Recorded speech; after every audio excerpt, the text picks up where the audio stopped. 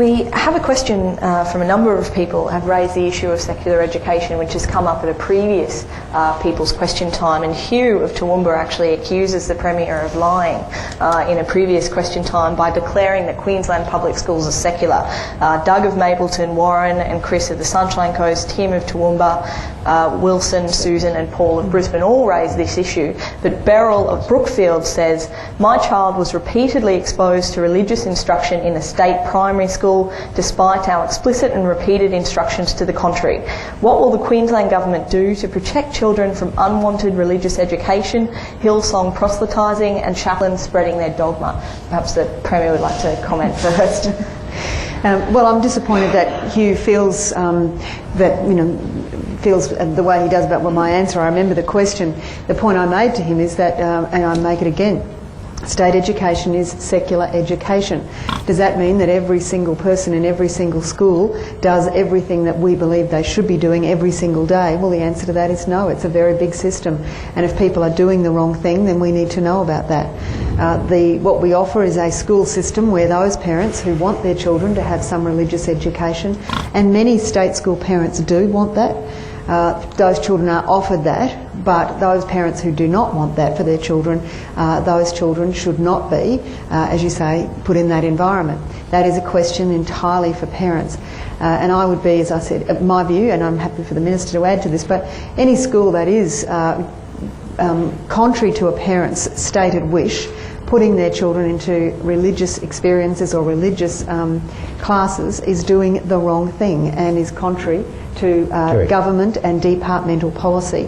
So I'd be very happy to, hear if there are specific schools that we can specifically go and investigate, then we will do that.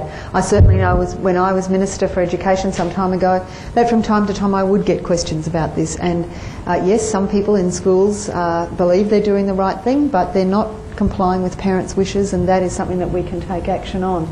It is... there are some people who have very strong views on this that make it a little difficult in a school environment where, for example, they don't want their children involved in Christmas activities. And that makes it a little, if people define that as a religious class where people might be making Christmas cards, then I think that's pretty hard to manage in a normal school environment. Okay. However, children should not be put in religious classes if their parents expressly ask for that not to happen. Sure.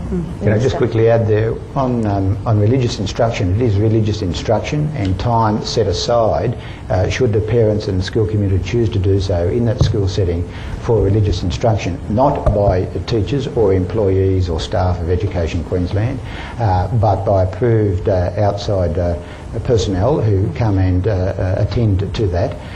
And there is a strict regime for how that is to happen.